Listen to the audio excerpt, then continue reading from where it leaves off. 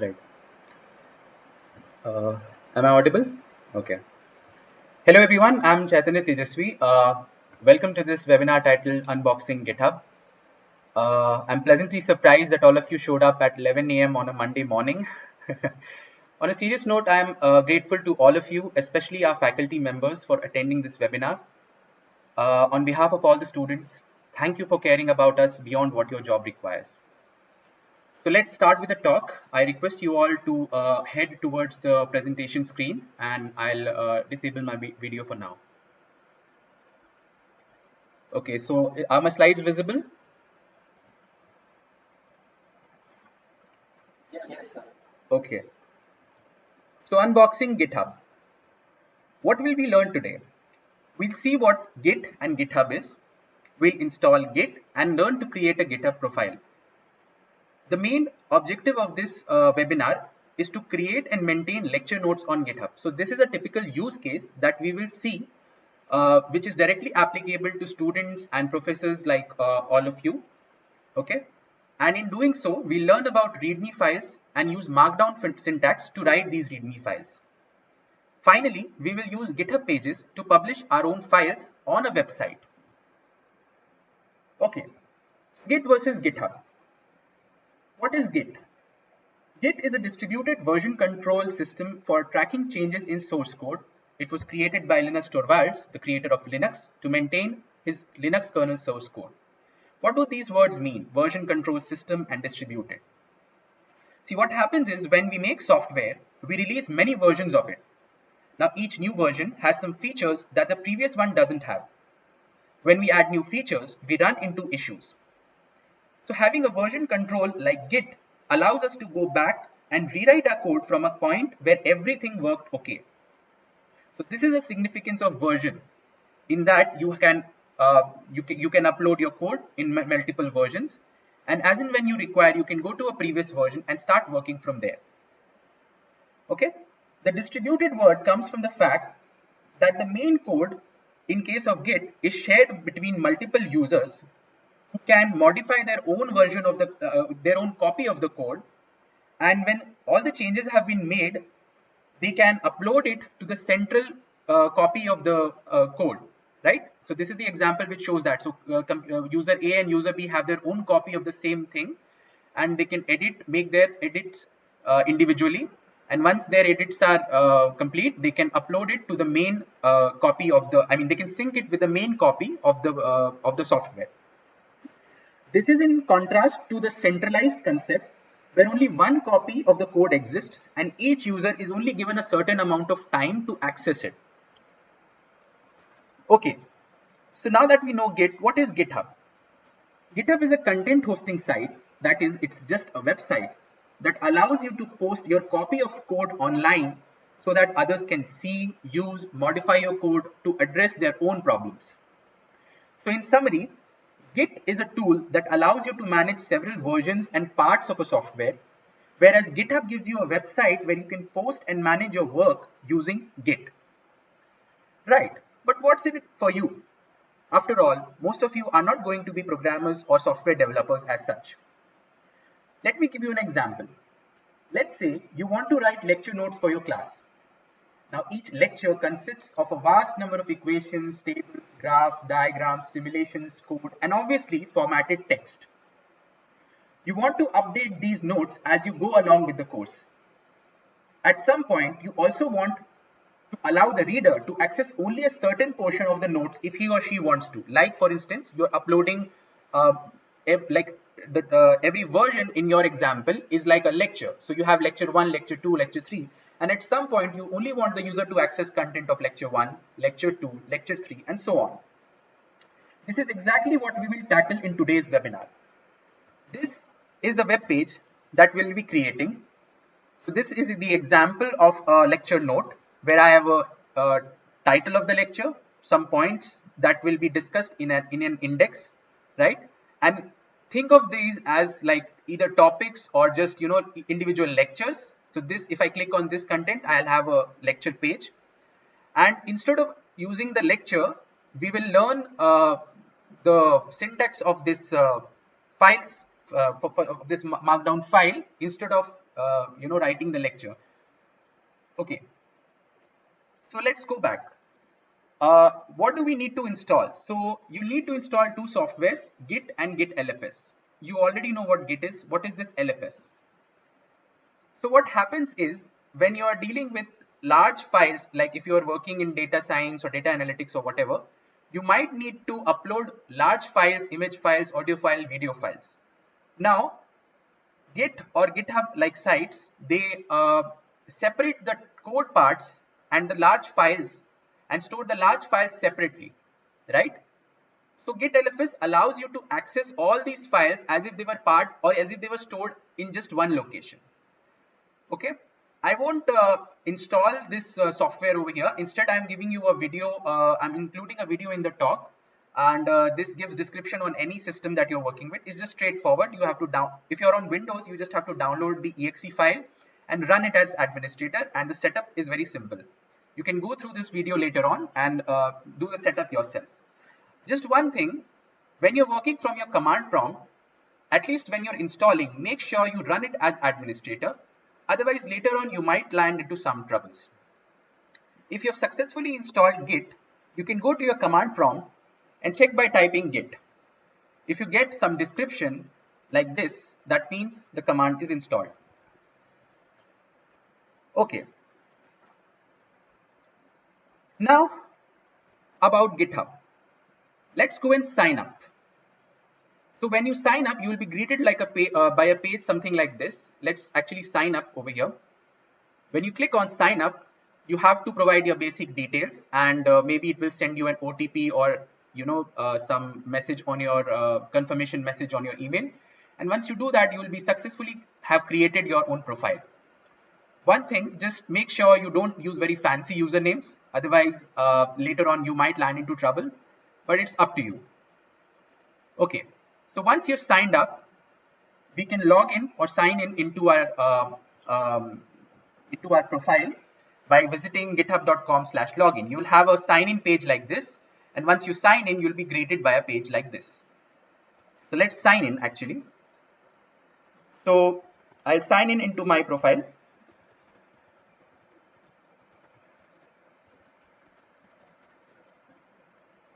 Okay, so once I sign in, I'll have a page like this. Okay, so let's start by creating a project. But first, some jargon. So folder, what we are familiar with calling as folder, is technically called repository or repo. So it's just the same thing. Okay, so when we are talking about creating a new project or folder, we'll simply be creating a new repository. To do that, you can visit here the plus sign and create a new repository.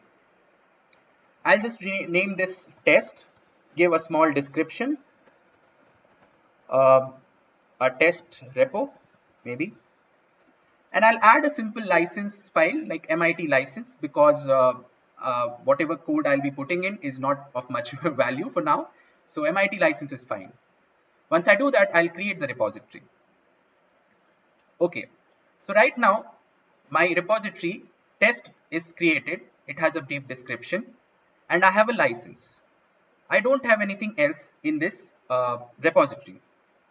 So the next step is to add some content. To add content, you can either do it manually or you can do it from your command prompt.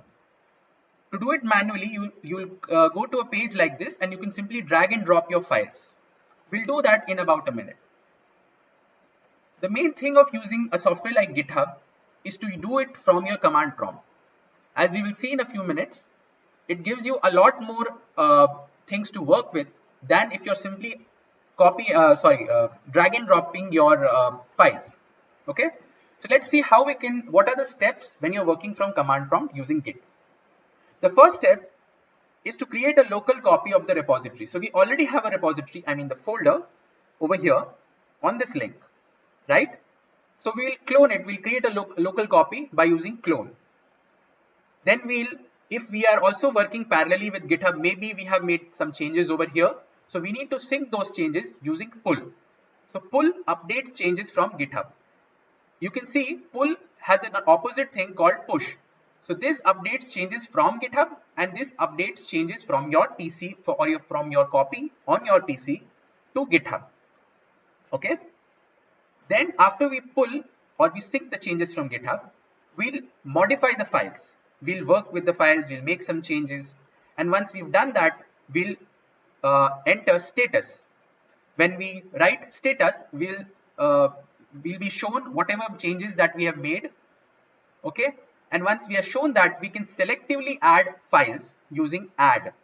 So you don't necessarily have to add all the files. Maybe you can you can modify all the files, but add only a few files. Once you've added the files that you want to sync with your GitHub profile, you have to use a command called commit to record those changes in your a small local database that is maintained on your PC. And finally, you will use push to update those changes to GitHub. Okay, so let's see this in action. We'll upload files first manually and then from shell. So we already have a repository over here.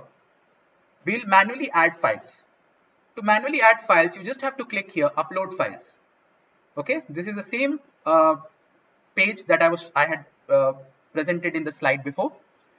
So on my desktop, I already have a few files. I'll just copy them and I'll choose my files. Or okay, I'll just go to GitHub, sorry, desktop, and copy these files and open them here. It's a simple drag and drop, and I can give a indication of what I did. I've simply updated some files. I'll write that and I'll commit changes. So once I do that, it'll take a few minutes, and here I have these files uploaded on my GitHub profile, right? Okay, but if you've noticed, there's not much that you could do with uploading files manually.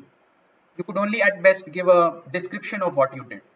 You could not selectively put in files. If you have several files, you have to individually go to the place and copy paste those files. Now let's work with this from our command prompt. Okay, to do that, you simply have to copy this address, and if you remember the steps, let's go back to the steps. The steps are clone. You have to clone only once. Once you clone, you have the copy on your PC. Then you have to work with these steps: pull, status, add, commit, and push. Okay. The first step we'll do is clone this repository using git clone this.git, the address .git. Okay, I already have this on my PC. Just a second, I need to delete this. I was testing previously, so maybe that's why it's still there. Right. Okay, so you can see once when this runs successfully, I have if I check the files, I have a test folder containing all the content on GitHub, right? So I'll move to this directory, and I'll actually open up in my file viewer. Okay, so I have these three files and a small .git file. This file, I mean this hidden folder, has all the information that allows you to sync to your GitHub profile. Okay. Okay, so we needed to add files to it. So let's go back to our desktop. I'll open these resources. So these files were not copied actually. I'll copy these and simply paste this. You can do the same from the command prompt as well. So I have a few modifications right now. Sorry. Okay. Let's first git pull to see if any changes were made on our profile. Since we did not make any changes, it says it's already up to date. The next thing we'll do is check for status, like if any changes were made or not. It suggests that we've included a folder called resources. The next step is to add. Since we want to add all the files that we had changed, we can simply do that using git add dot. Now if I selectively wanted to add a few files, I could select those files like this, sorry, resources, and maybe select just one or two files. I can give I just wanted to add two files, then I could just select two files. But since I want to add all the files, I'll type git add and dot for all. So all the files will be added. Now I need to commit. I need to make these changes in my local database.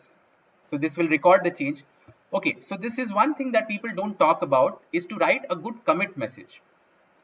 So if we are working with lecture notes, maybe you would want to write your commits like lecture 1 notes or lecture 1 assignment or something like lecture 1 test results, something like that.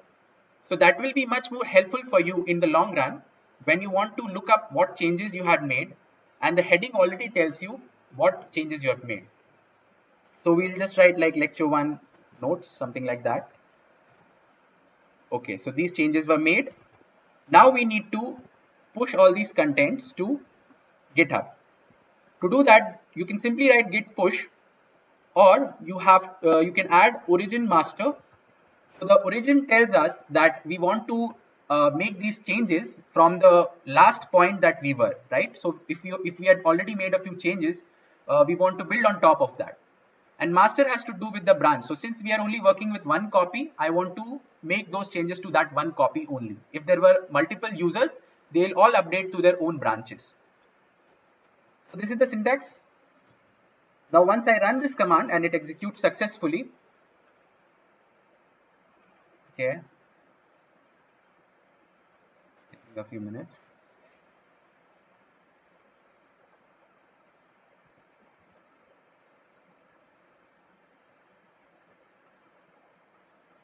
Okay, so that's done. Now let's go back to the web page and see if these changes were made or not. So right now you can see two commits, like two changes were made. Let's refresh this and see if any changes were recorded. Now we have 3 commits. When you click on this, you can see the last changes that were made were titled lecture 1 notes, right? And the advantage of these multiple commits is that you can, as I said, in the example, that maybe you want the user to access only contents from a particular commit. Like if I had uploaded lecture notes, I don't want the user to necessarily see all those changes that I had made here. I want him to see these changes that I want. So in that case, you can browse the repository from this point by clicking on this. So if there are multiple commits and multiple versions that you uploaded, the user can click on that specific link and he will only see contents from that particular commit, right? Okay, so we've done that. So we've uploaded files manually and both using your command prompt, right? Now readme files. When documenting code, it is standard practice to name files whose names are in all capital letters, like license, config, readme. These are special files which aren't part of the code, but they give you extra information about what you need to know about the software before using it. And the most important of these is a readme file written in all caps. It tells you what the software is, what it does, how you can set it up on your PC, how you can troubleshoot it, maybe also gives you a few examples. Now think of it as an introduction in a research paper. It conveys all the basic information you must know to start working with the project. Given how important this is, GitHub makes sure that this is the first thing you will see when you open any project. So when I open test, the first page that opens up is this readme.md file, right? So this is the thing that opens up, right? So what about this .md? Now, for a long time, readmes were just plain text file, maybe just readme or readme.txt, no formatting. But in the recent years, developers prefer a markup file format called Markdown. The readme file in this format is readme.md. What's so special about Markdown? So here in the example, I have a Markdown file. This is the source code for Markdown, and this is the output that I get. Okay. So as I said, it is a formatting. It is a formatted text format. So you have headings like bold. Maybe you have links. Maybe you have bullet points, numbering, links, and so on. So, but the biggest advantage is with Markdown is that the ease with which you can modify your files and not worry about the output HTML, right? What's so special about this Markdown is that it allows you to add formatting, images, videos, basically everything you want to do in HTML without having to write the bulky HTML code. It's an in-between file type. It's not just HTML that you can generate. You can even generate PDF and PPT. So this example, this PPT is an example. I wrote this in Markdown and the result is a HTML file which can be viewed as a PPT. right? All of this can be done with a single command. The conversion process is very simple. So you want to focus on writing the concept, on writing the content, and want the computer to do all the conversion process. Okay, so Markdown and HTML. Markdown and HTML are both markup languages. What are markup languages? So markup languages allow you to mark certain elements of a file so you can uniquely identify them. By that, what I mean is, like if in a file you have images, videos, formatted text, links, you can use certain constructs to let the compiler know that these special sections have different meanings. So in HTML, you might be aware of image tags, audio tags, video tags, right? There's a similar thing you can do in Markdown, except that the syntax is very simple. Now, the thing to notice is Markdown is very closely related to HTML. In practice, Markdown is an in-between file format in that you can use it to write your file and convert it into multiple formats. But it was essentially created to simplify HTML syntax. So don't be worried when you see a lot of HTML code inside Markdown files. An example is using tags for images, audio, and video. This is something which I pretty much use myself. And so before learning Markdown syntax, I'll focus on these multimedia tags for images, audios, and video. Okay. Let's learn the syntax of these tags first, and then we'll head to Markdown. So for multimedia tags, like for images, audio, and video, the syntax is very simple. For image, you just have one tag. For audio, you have an open and close tag. And for video, you have an open and close tag. Now, there are certain properties that you can define with the image. For example, the common thing in all three is the source. So source, under double quotes, you will give the path to the file. This is just a dummy path. You can give your own path. This is common for all three. The next thing is for images and videos, you can give a width and height. So this option over here, 640 and 360, is the default configuration for a 360p display. For image, you can also give a title so that when you hover over an image or you just keep your cursor over the image, it will show the title of the image. In case your image doesn't load, maybe you failed to upload the image, you just wrote the tag but the image isn't present, you can specify an alternative text that will be displayed in place of the image using alt. Right? The other thing is controls preload in audio and video tags. So what this does is it already loads an element. So like if your audio file is missing or video file is missing, then also you will have that section loaded. So it will appear on your screen. If you click on it, maybe if the file isn't there, the file won't play. So this is simple. You can use the syntax. Actually, we'll use this later on. So now let's start with Markdown. So instead of teaching you the syntax, we'll simply look up at the result that we saw initially, and we'll compare that to learn the syntax of Markdown. So this is the output that we generated. Right, so this is the output. I'll have it in one place. And this is the code that we used. Okay, I'll just zoom this in a little bit. Okay. So, right. So first thing is headers. HTML and Markdown both give you 6 levels of headers. In HTML, it's written as H1, H2 to H6. In Markdown, it is pretty simple. You use hash. So to write this is the main header. It uses 1 hash. This is equivalent to H1. You can use subheaders by using, 2 hashes, 3 hashes, and so on. But in practice, you won't use more than 2 or 3 hashes. Okay. The next thing is block quote. So maybe if you've read blog profiles and so, you would have seen people writing quotes like this. So the way to write this quote in Markdown is simple. You use an arrow like this, a space, and then the content. So it will be processed as a quote, right? The next thing is formatted text. So formatted text is, bold, italic text, right? So to write bold and italic, it's very simple. To write italic text, you use 1 underscore, and the text between it is like, if it's italic, it will become italic like this. Let's see this example. So Linux over here becomes italic. To make it bold, you use 2 underscores on either side. So this content, what's Git, this gets bold over here. The remaining content is all light. Okay. What other thing do we have? Yeah, so this is the example of block code. What's in it for you? So we have, this is in bold, and this is the block code. So this is the code. If you want to insert new lines, you can use this and nothing, and insert nothing on that line. So this will insert a line in that block code only. One last thing is this BR tag. BR tag is an HTML tag which is line break. So if I don't use this over here, all of this content, see, this is not a header. See, this is just bold text. So if I didn't use this break, this Git will start from here. So by simply using BR, I could bring this content to the next line, right?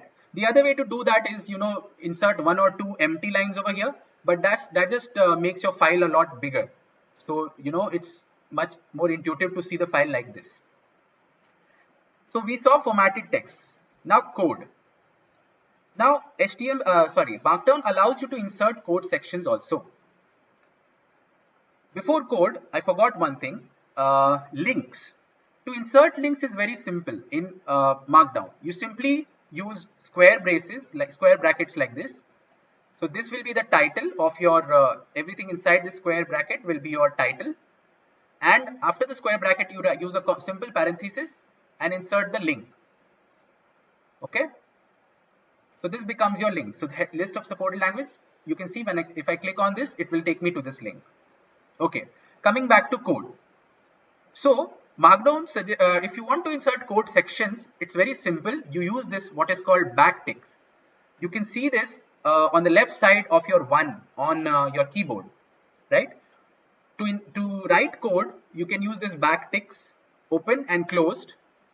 And if you're writing, let's say in a language like Python, you can simply mention Python here.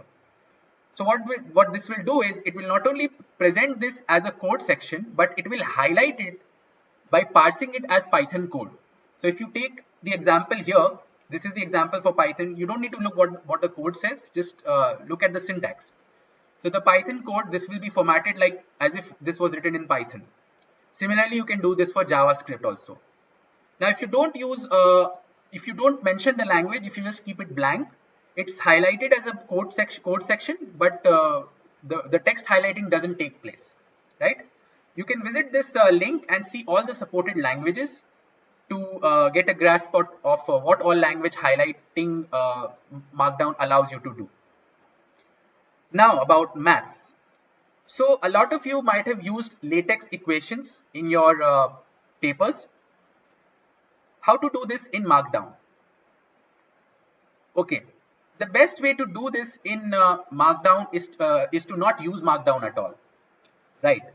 The best way to do this is to use Jupyter notebooks. Some of you might have used this if you've worked with data science or some project related to that. You must have heard of it, IPyNB notebooks. So why Jupyter notebooks? Because they allow you to simply copy, paste, or maybe write latex equations, and this is the display that you get. So this is the easiest way you can do to add latex equations, good looking equations in your code. If you are still adamant on using, you don't want to create new notebooks, you just want a few equations in your on your page, you can use GitHub way, and that is, see, GitHub doesn't allow you to write characters like this. If you're seeing this EIPy, this is actually an image. If I click on this, you can see this is actually an image, right? To create that image, this is the way to create it. You write an image tag, and the source of it is, this part is common. So this part will be common for all the equations. Render GitHub user content, render math equal to math, and over here you will have the latex equation. So this will give you e power I pi equals -1. So this is what you get. Similarly for the other two equations, right? So we saw two ways to insert maths in your, latex equations in your files. One was using Jupyter notebooks, and the other was using GitHub's option by converting that into an image. Okay. Now let's head to tables. Tables are very simple. They might look complicated on the output, but it's very simple. You simply use these pipe characters, right? Straight lines, and the syntax is very simple. The first line becomes the header, second line gives you the alignment, and all the other lines are become your rows. Okay. So what in this example, I have the header step, explanation, and example, and to left align you write something like this. To right align, you will write just that in opposite. And to make it center, you write these two colons on both sides, right? So you can see over here, this is left aligned, this is right aligned, and this is center aligned, right? All the previous things that we saw, right, like making code sections, or maybe making the code, the text bold or highlighting something, you can do over here also. So in this example, I've highlighted clone. The reason I highlighted this is to tell you that you have to do this only once. But the example shows you just that you can use all the formatting constructs that you learned before to in a table as well. So this is all about table, right? Now let's get back to the last thing, which is images and audio video content. So we studied HTML multimedia tags. We'll make use of them over here. So first I will center the content using a center tag. So the image, audio, and video, everything will be centered. You will see that in the center of the page. Okay. For image, we study the syntax: image source, title, alt, whatever. So here I have the paths. I have a folder resources, and the image is test.png. Similarly, test.gif, test.mp3, test.mp4. I'm displaying this in 480p. So this is why I've selected width and height in this manner. Right. So this is what the output looks like. So this is the image. Then this is maybe you could use a GIF for a simulation. So this is a simulation of giving the example of polarization. You might see that this is the end of the document. We didn't actually get the audio and video files. Why is it so? This is because although this is supposed to be HTML output, you wrote the code in Markdown, this is supposed to be HTML output. GitHub or like any other sites, they tend to save space. They assume that you're uploading code sections only. So they tend to save space and they discard your audio and video files when you put them in your Markdown files or like README files. So how do we get around this? We saw in the initial example that we actually had audio and video sections. How can we do that? So for that, we'll use something called GitHub pages. Okay. Sorry. What's GitHub pages? GitHub pages is a feature that GitHub provides you, wherein you can convert your repository. So this is the folder that I had, and you can actually convert it into a website of its own, right? The ideal use case is that the code is actually that of a website. So when you convert that to a website, the entire thing, the entire code that you wrote will be the website that is displayed. But we can use the same example for our README files as well. So if I use the GitHub features on my existing repository, I will get an output like this. And in that output, I will actually get the audio and video files. I'll show you the example. So this was the output that I was actually getting. I didn't get the audio and video files here. But if I go to the output file that I get, at the bottom you can see I have an audio section, plays, and I have a video file over here, and all of this is centered. Remember that. I can even put this to full screen. So that's just an example. Okay. We'll use this GitHub pages in a moment. Okay, so let's practice this. Let's create and modify our README. We already have uploaded this README on our repository. So we'll just select that. We'll first edit it manually, and then we'll edit it on our PC and then upload it using Git. Okay. And lastly, since we have the audio and video elements, we'll deploy it as a website using GitHub pages. Okay. So let's go to GitHub. sorry, just a second. GitHub. I'll open test. Okay, right. So initially, I would recommend you to edit this using, edit this on GitHub itself, so that you get into a habit of Markdown syntax. Once you're comfortable enough, you can use your own text editor on your PC, and then use Git like we saw, the entire step, and upload it on GitHub. Right. The advantage of uh, GitHub's UI is that you can actually modify the file and see the changes in real time. Okay. So like, for example, I'll add a section over here. I'll just copy this for, to save time. I'll just copy it a couple of times and maybe add this section a couple of times. Okay. I'll preview the changes. It will show me the changes that I had made and how it will look in the final output. Okay. Once I have done that, I can simply, you can maybe give a description of what you did, the changes, and you can commit the changes using the UI. Okay. See, this is the updated file. I have this repeated formatted text. This is the same thing. So whatever changes I made, that are reflected in my file. If I go back to the folder, I can see there is a new commit, right? Even though I uploaded it manually, it will read as a commit. At this description, it gave me the description. I updated readme file. Okay. Now let's do the same thing on our PC. Okay, the first step, once you've cloned it, the next step is git pull.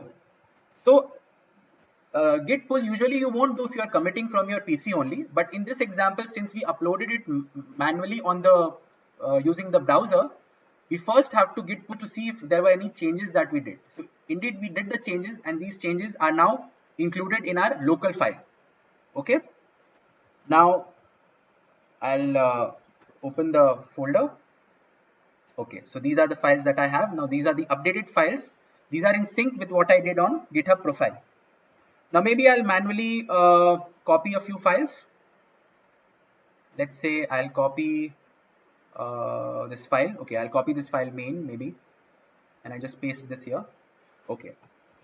Now let's look up for some changes. So I'll look up git status. So it will take it's telling me that I have this new file added. I can simply add git add, and if I have one file, I'll just use dot to add all of them. Okay. Now assuming instead of this main.md file, instead you were actually uploading contents for your lecture. So you can give a nice message saying updated lecture 2 notes. Okay. Sorry. I've got this git commit. Right. Now I'll push these changes to my GitHub profile.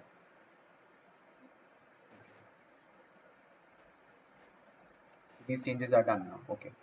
Now let's refresh this. We have 4 commits right now. I'll refresh this. I have 5 commits.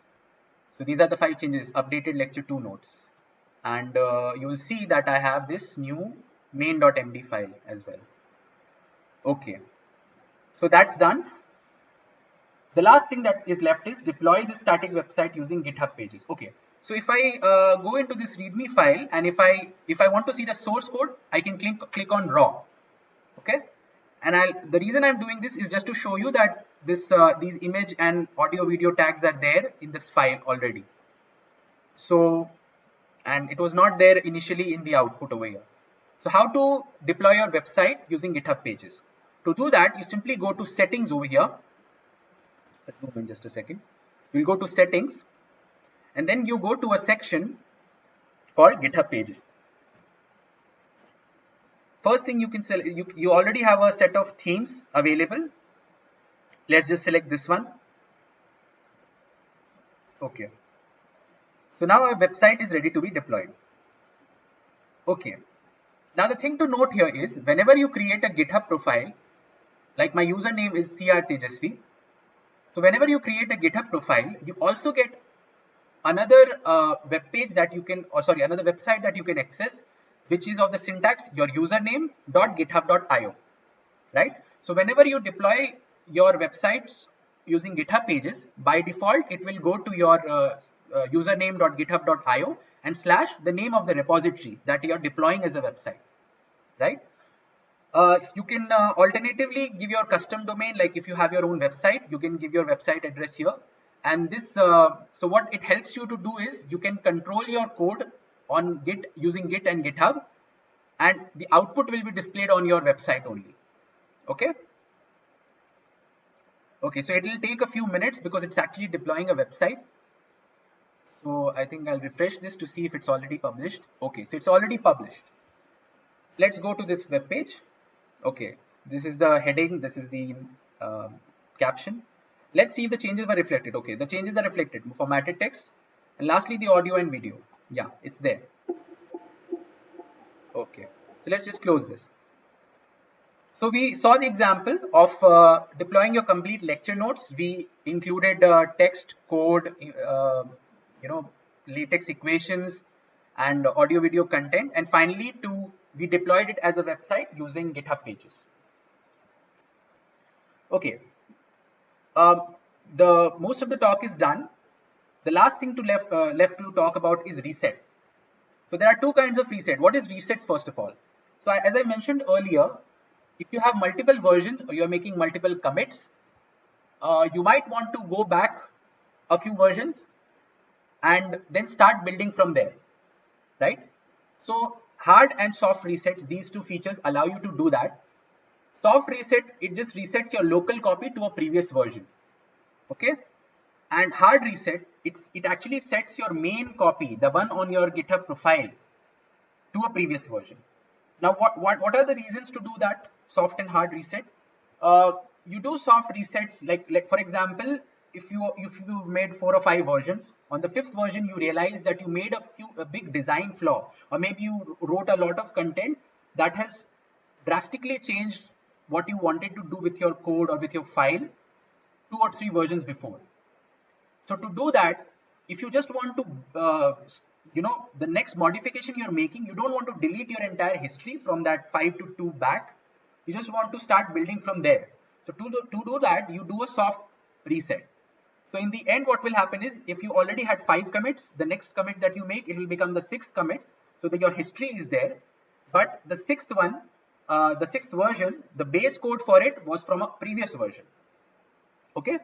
The other thing is a hard reset. So when you do a hard reset, and the same example, if you had 5 versions and you want to reset to the 2nd version, so the entire history between 3 to 5 will be removed from your history. Okay, it will not be present at all. It's as if you didn't make those changes at all. The syntax is pretty simple. The command is git reset and then soft and hard, and this is the commit version. So in the example that we were seeing here, I was showing you the commits. Yeah, so the commit over here. So this code, this number over here, this is what is associated with your commit version. So if you want to go to do this particular version, you want to reset to your lecture 1 notes, you can use this code over here and replace it over here. So you can use this command from your command prompt. Last thing, deleting your repository, or maybe archiving it, or maybe making it private.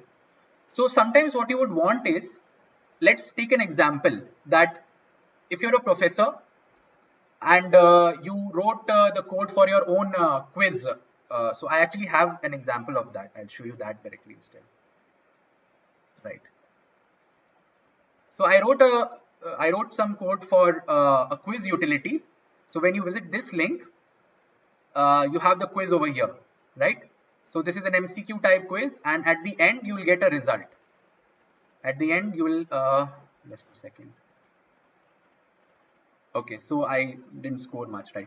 So this is the example, like maybe you want to create your own quiz utility and you want to use it to grade your students, right?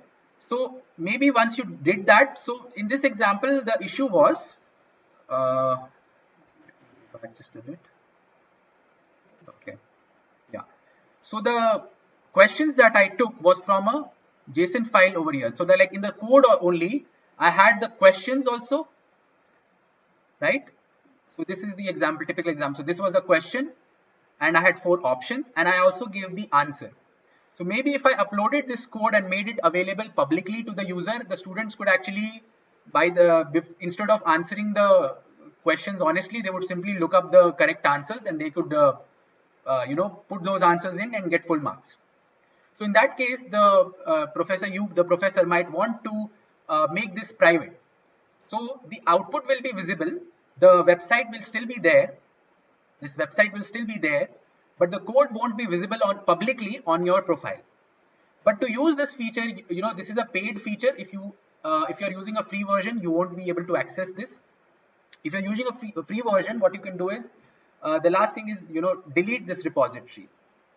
So like in this example, since I'm not going to use this test project, I'll delete it. To do that, I'll simply go back to settings and go to the bottom of it. And at the bottom, you'll see this danger zone. I'll click this delete repository. It'll ask me to, some confirmatory tests it'll give me. I'll do that. And then this repository will be deleted from my, right. So this is deleted. So the test repository has been deleted from my profile. So that's about it. This is this is all that you need to know to start working with GitHub. I've added a few references if you want to go back and look them up. One thing that I didn't talk about was open source software licenses. I just included an MIT license and went about it. You can actually visit this link and see what kind of software licenses you want to use if you are working with code. In this example, you didn't need much of a license, but if you're working with code as such, I think you should go and visit this link. I've also included the resources that I've used in this webinar, the README file, its code, the first output that we got, and the final web page that we created out of it. If you want to revisit concepts of Git and Markdown, you can visit these links. These have summaries related to Git and Markdown. That's about it for the talk. Now let's head to the Q&A section. Thank you.